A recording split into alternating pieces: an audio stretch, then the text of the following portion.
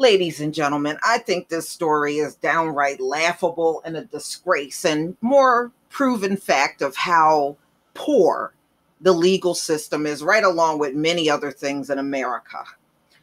So, this came out on ABC News July 30th, 2020. No charges against officer who fatally shot Mike Brown. Now, remember, it must have been 3 years after they killed Mike Brown, and then they admitted he didn't do anything wrong. You know, but at the time, oh, he's strong arm robbery, and all that nonsense they were talking. So, who is shocked over this?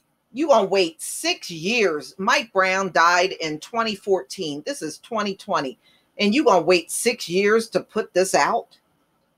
This is just as bad as Eric Gardner with Danny Pantaleo. The worst thing you did to him was fire him for an illegal chokehold.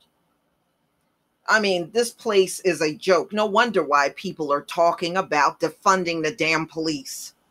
So, ladies and gentlemen, top prosecutors in St. Louis County will not bring charges against Darren Wilson, the former police officer who fatally shot Michael Brown, an 18-year-old, in the streets of Ferguson, Missouri in 2014. The decision comes nearly 6 years after a grand jury declined to prosecute Wilson, who is white.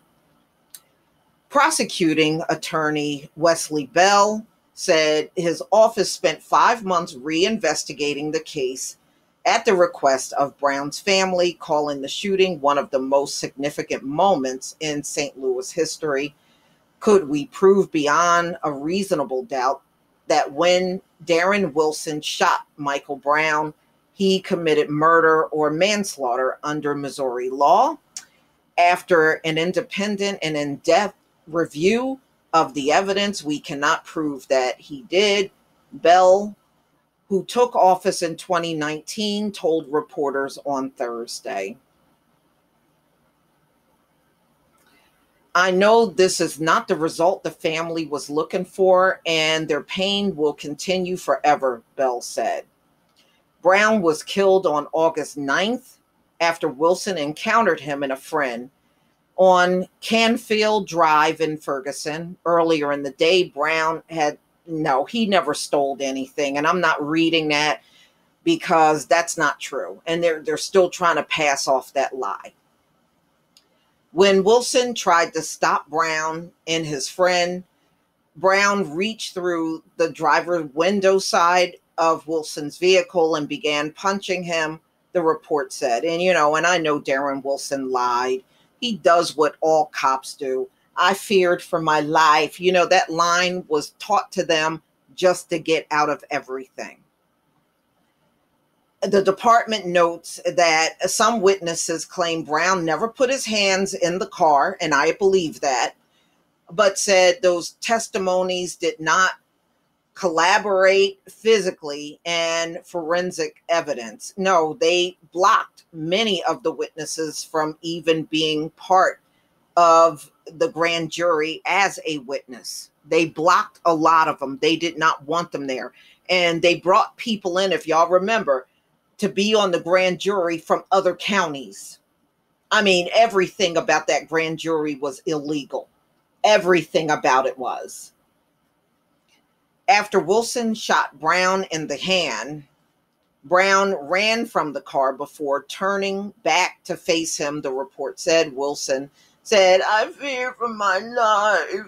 I fear for my life," because Brown was running towards me. I don't know any black man, dead or alive, that will turn around and run towards an officer with a gun and they don't have a gun.